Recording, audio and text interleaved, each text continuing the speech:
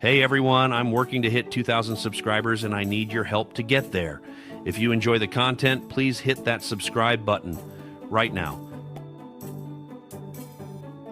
Picture the scene.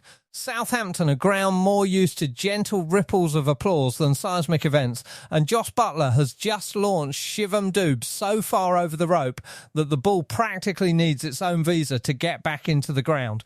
35 years old, written off by half the pundits in this country, 18 innings without a 50. And here he is, standing at the crease with the bearing of a man who has just remembered exactly who he is. This is not a comeback. This is a coronation. Because what unfolded on this sun-baked afternoon on the south coast was not just a cricket match. It was an exorcism. It was Jos Buttler taking every whispered doubt, every 18 consecutive T20 international innings without reaching 50. An average of 15.116 in that stretch numbers that would embarrass a club cricketer, let alone a former England captain, and one of the most destructive white ball batters the world has ever produced. There is a particular cruelty reserved for great players in decline, a cruelty that whispers louder with every failure. And Buttler had been hearing that whisper for months. Was this it? Was this the slow, sad fade of a genius past his best?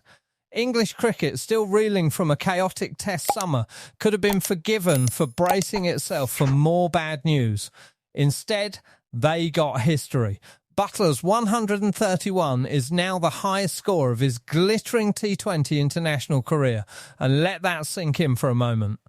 Because this is a man with a World Cup winner's medal, a man who has terrorised bowling attacks from Mumbai to Melbourne, a man who redefined what a wicketkeeper batter could be in the modern game. For his career best knock to arrive now at 35 in the fifth match of a series England had already won against the reigning T20 world champions no less, is the stuff you simply could not script. Except, of course, somebody just did. Buttler did, with bat in hand and a point to prove. It started, as these things often do with him, subtly, deceptively. The scoop against Prasidh Krishna arrived early, followed by the reverse scoop, shots that look like showboating until you realise they are, in fact, surgical. Calculated dismantling of a bowler's plans before he's even had a chance to settle into a rhythm. Then came the 6 over mid-wicket off Arshdeep Singh, and something shifted. You could feel it. The crowd could feel it. Even, you suspect, India could feel it. That creeping, sinking, that India's bowlers already missing the small matter of Jasprit Bumrah and Hardik Pandya simply had no answers left in the book. Whips off the hip, peppering the boundary boards, crunching drives down the ground that had spectators ducking for cover.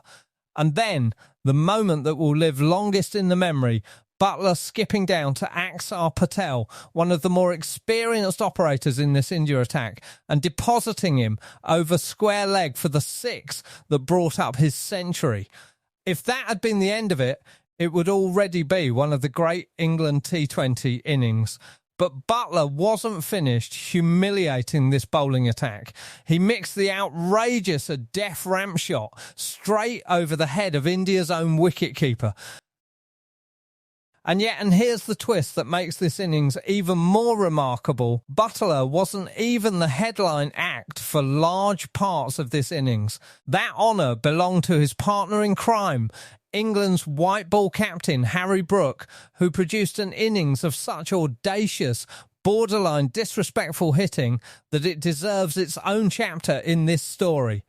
95 not out, off just 45 balls. Numbers that don't just bend belief, they snap it clean in half. Brook and Buttler put on 233 together for the second wicket, a stand that didn't just break England's previous best partnership record.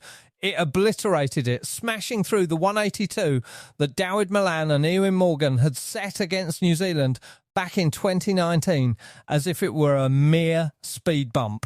And as if domestic bragging rights weren't enough, this stand now stands as the new world record second wicket partnership in T20 international history. Let that particular number rattle around India's dressing room for a while. Brook's innings had a different flavour to Buttler's less searching redemption, more a young captain announcing, in the most emphatic way imaginable, that he is exactly the man English cricket needs right now. 2 consecutive mighty leg side sixes off Prince Yadav to get things moving after the early loss of Phil Salt.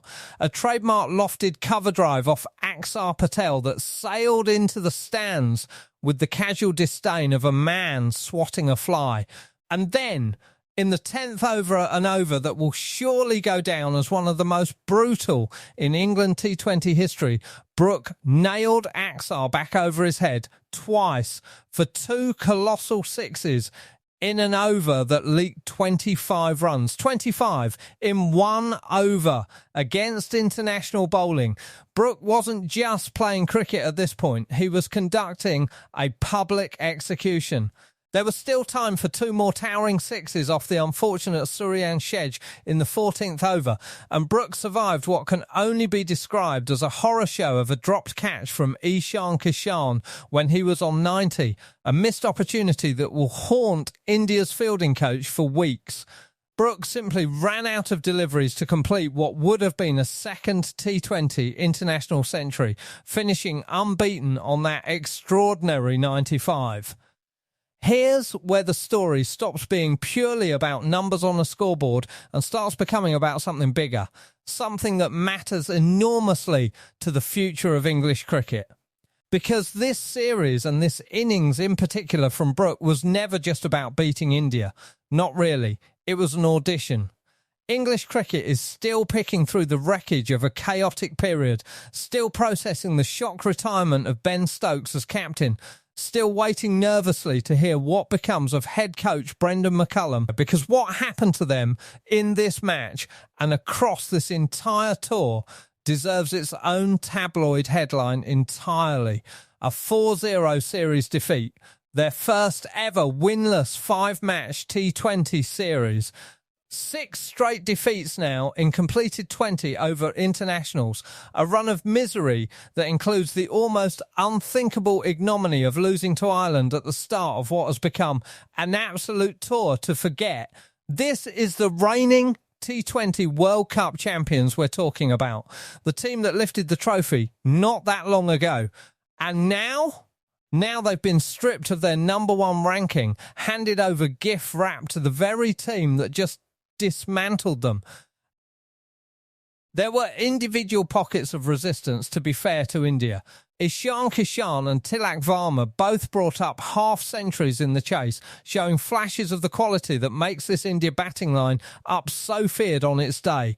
But 201 for 8 was never, ever going to be enough against a total of 257, England's 3rd highest T20 international score and their highest ever posted against India. And it wasn't just the batting that let India down. Their fielding throughout this innings was shockingly poor. Dube tumbling over in an embarrassing failed attempt to remove Brook on just 3. Shedge shelling the simplest of chances to dismiss Buttler when he'd only reached 101, and then Kishan's horror drop on 90, compounding an afternoon India's support staff will want to forget in a hurry. Spare a thought too for India's bowlers, stripped of their 2 most dangerous weapons in Bumrah and Pandya, visibly rattled and unsure of their lengths as Buttler and Brook teed off. Arshdeep Singh, usually so miserly, somehow contrived to send down 4 wides in a single over that cost 17 runs. When you're bowling scared against batters in this kind of form, this is exactly what happens. India's decision to leave out 15-year-old prodigy Vaibhav Sooryavanshi in favour of the more experienced Sanju Samson will also raise eyebrows given the short straight boundaries and true batting surface at Southampton of this series, with the opening game only denied by rain in Chester Le Strait. India, the reigning world champions, remain winless since that triumphant night in the World Cup final. It is a stunning reversal of fortune, and it places enormous pressure on new India captain Shreyas Iyer and head coach Gautam Gambhir to explain how a team that ruled the world such a short time ago finds itself here, whitewashed and dethroned. There was even a moment of pure farce to open proceedings as play was delayed by half an hour after India's team bus got caught in traffic on the way to the ground. They may well wish, in hindsight, that they had simply stayed at the hotel and spared themselves the trouble of turning up at all. So where does this leave English cricket as a whole? Well, on the one hand, deeply reassuring. After the turbulence of a Test series defeat to New Zealand, marked by curfew controversies and the sudden retirement of Ben Stokes as captain, this emphatic 4-0 series win over the T20 world champions offers something English fans have been craving: genuine, unfiltered good news. Buttler rediscovering his very best form at 35 is a gift to a Test as a batter, but as a leader. At exactly the moment English cricket needs leadership more than ever, might just be the most significant subplot of this entire series. But make no mistake, the bigger questions still loom large over this English summer. Who takes the Test captaincy in the post-Stokes era? Does Brook's white ball brilliance translate into an appointment for the ultimate leadership test, the red ball game? What becomes of Brendan McCullum and Rob Key, with their futures still shrouded in uncertainty? These are the questions that will define English cricket for months, if not years to come. For now, though, on this golden Southampton afternoon, there was only room for celebration for a rejuvenated Jos Buttler, for an emphatic captain's innings from Harry Brook, and for an England side that looks for the first time in a while like it knows exactly where it's heading. And for India, the hard work starts now. A one-day international series awaits at Edgbaston on Tuesday, and Shreyas Iyer's side will be desperate to arrest a slide that has seen the reigning world champions lose their #1 ranking and suffer their first ever winless 5-match T20 series. Whether they can regroup in time remains to be seen. But on the evidence of this Southampton demolition, England will fear absolutely nobody. So here's what we want to know from you. Was this the innings that finally hands Harry Brook the keys to the England Test captaincy? Has Jos Buttler just proven in the most emphatic way possible that 35 is nowhere near finished for a talent like his? And just how worried should India be heading into that one-day series at Edgbaston, given the mess Gautam Gambhir now has to clean up? Drop your thoughts down in the comments below. We want to hear every single one of them. And if you enjoyed this breakdown of one of the great England T20 batting performances, you know exactly what to do.